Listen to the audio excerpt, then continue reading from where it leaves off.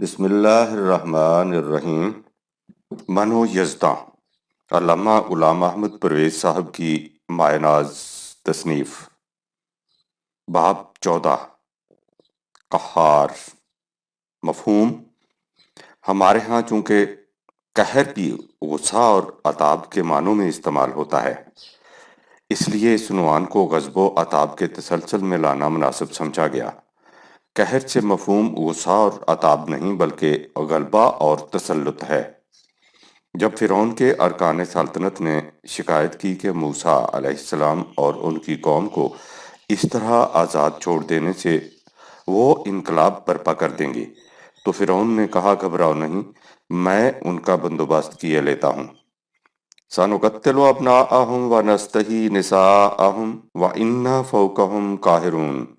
سورہ نمبر 7 آیت نمبر 127۔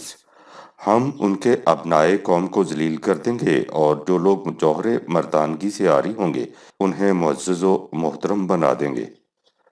ہم ان پر پورا پورا غلبہ و تسلط رکھتے ہیں، وہ ہماری طاقت سے دبے ہوئے بے بس ہیں۔ اس سے ظاہر ہے کہ قہر کے معنی غلبہ و تسلط اور قوت و شدت کے ہیں، لیکن خدا کے قہر اور جبر کا صحیح مفہوم سمجھنے کے لیے عربوں کے ہاں ان الفاظ کے استعمال کو سامنے لانا ضروری ہے۔ جب کوئی ہڈی ٹوٹ جائے تو اس کے اوپر نیچے لکڑیاں رکھ کر اسے زور سے باندھ دیا جاتا ہے، اس سے کچھ دنوں کے بعد وہ ہڈی جڑ جاتی ہے۔ اس طریقے علاج کو جبر کہتے ہیں، یعنی اس قسم کی قوت اور شدت جس سے جڑی ہوئی ہڈیاں توڑی نہ جائیں بلکہ ٹوٹی ہوئی ہڈیاں جوڑی جائیں۔ دوسری طرف لحم مقہور کہتے ہیں اس گوشت کو جسے آگ پر رکھ کر گلایا جائے اور اس طرح کھانے کے قابل بنا دیا جائے، یعنی حرارت سے اس کی سختی میں نرمی پیدا ہو جائے تاکہ اسے صحیح مصرف میں لایا جائے۔ ظاہر ہے کہ جبر اور قہر دونوں میں قوت اور شدت کا پہلو مضمر ہے، لیکن عام انسان اس قوت کو فساد کے لیے استعمال کریں گے، اس لیے ان کی طرف سے جبر اور قہر مذموم ہوگا۔ لیکن جب یہی قوت جبر اور قہر خدا کی طرف سے یا اس کے نظام کی طرف سے جو قوانین خداوندی کے نفاذ کا ذمہ دار ہو استعمال ہوگی تو اس سے مقصد اصلاح ہوگا۔ مختصراً یوں سمجھیے کہ اس قہر اور جبر سے مفہوم ہوگا سرکش قوتوں کو قوانین کی گرفت میں رکھنا۔ اس سے هو القاہر فوق عبادہ سورہ 6 آیت 18 کا مفہوم بآسانی سمجھ میں آ جائے گا۔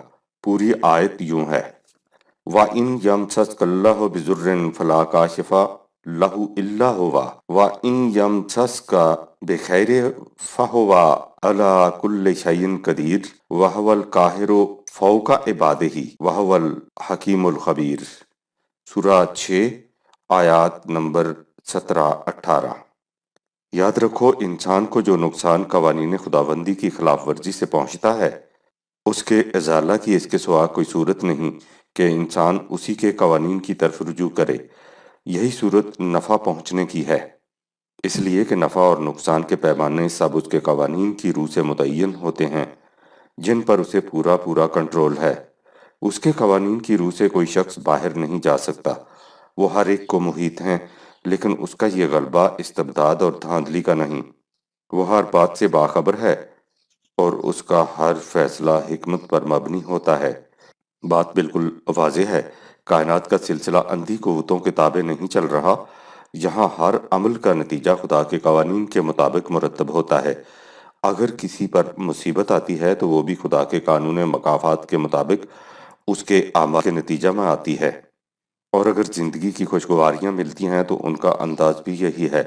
خدا نے ان امور کے لیے اندازے قوانین مقرر کر رکھے ہیں، اور صرف قوانین مقرر ہی نہیں کر رکھے بلکہ وہ ایسا صاحب قوت و اقتدار ہے کہ اس کے قوانین اپنا اپنا نتیجہ مرتب کرتے چلے جاتے ہیں۔ کائنات کی کوئی شے ان کی گرفت سے باہر نہیں۔ اگر یہاں کوئی قانون نہ ہو یا قوانین کی گرفت کمزور ہو تو نظام کائنات درہم برہم ہو جائے۔ اسی طرح انسانوں کی دنیا میں بھی اس کا قانون عمل پیرا ہے، اور اس نے ایسی قوتیں مقرر کر رکھی ہیں جو انسانی اعمال کو نتیجہ خیز بناتی چلی جاتی ہیں۔ هو القاہر فوق عبادہ ویرسل علیکم حافظۃ سورہ 6 آیت نمبر 61۔ وہی اپنے بندوں پر غلبہ رکھنے والا ہے اور تم پر محافظ قوتیں بھیجتا ہے۔ واضح یوسفی۔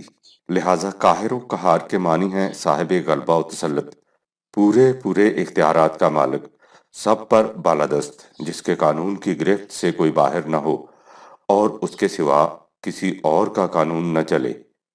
چنانچہ حضرت یوسف نے اپنے قید خانہ کے ساتھیوں سے یہی کہا تھا: ارباب متفرقون خیر ام اللہ الواحد القہار، سورہ نمبر 12 آیت نمبر 39۔ کیا الگ الگ آقاؤں کا ہونا بہتر ہے یا ایک ایسے خدا کا جو یگانہ اور سب پر غالب ہو، ہر قسم کے اختیارات کا مالک؟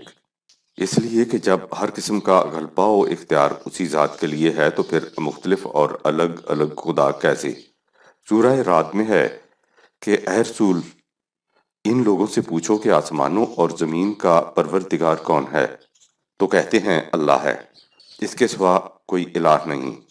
پھر ان سے کہو کہ جب وہی پروردگار ہے تو پھر یہ کیا ہے کہ تم نے اس کے سوا دوسروں کو اپنا کارساز بنا رکھا ہے، جو دوسروں کو نفع نقصان پہنچانا تو ایک طرف، خود اپنی ذات کے لیے بھی نفع نقصان کا کوئی اختیار نہیں رکھتے۔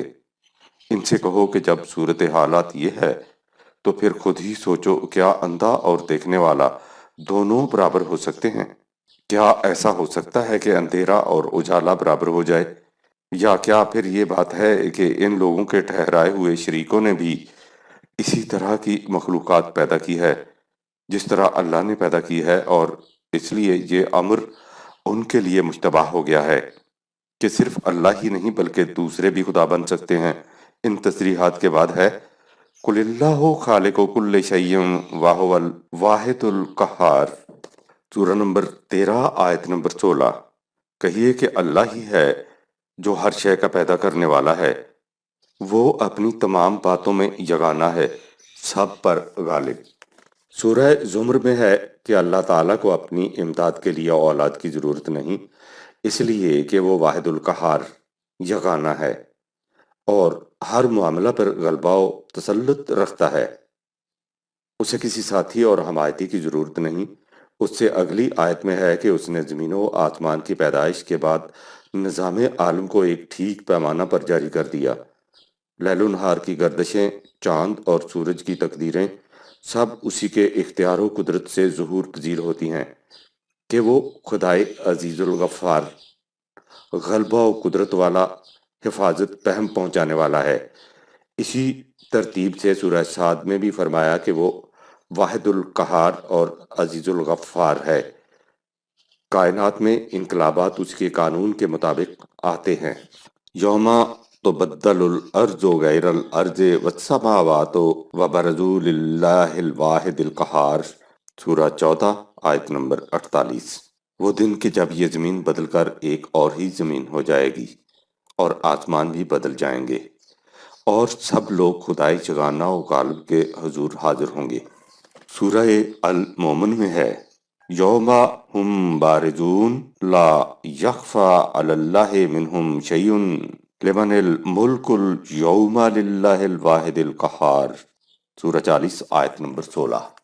جس دن تمام انسان اس کے حضور حاضر ہو جائیں گے، ان کے متعلق کوئی بات بھی اللہ سے چھپی ہوئی نہ ہوگی۔ اس دن سلطنت کس کی ہوگی؟ اس یگانہ اور غالب خدا کے سوا اور کس کی ہوگی؟ یہ ہے قہار کا صحیح مفہوم، نہ وہ جو عام طور پر ہمارے ہاں سمجھا جاتا ہے، جس میں ذہن انسانی فوراً جور و استبداد اور وحشت و بربریت کی طرف منتقل ہو جاتا ہے۔ سبحانہ و تعالی عما یصفون۔ تصریحات بالا سے واضح ہے کہ ایک نشو و نما یافتہ ذات میں جہاں ایک طرف رافت و محبت کی صفات ہوتی ہیں، دوسری طرف قوت اور صلابت کی صفات بھی ہوتی ہیں، تاکہ ان سے فساد انگیز قوتوں کو سرکشی سے روکا جائے۔ یہی وہ حقیقت ہے جسے اقبال نے ان الفاظ میں بیان کیا ہے کہ قہاری و غفاری و قدوسی و جبروت، یہ چار عناصر ہوں تو بنتا ہے مسلمان۔ دنیا میں نظام عدل اس قسم کی قوتوں کے ہاتھوں قائم ہو سکتا ہے۔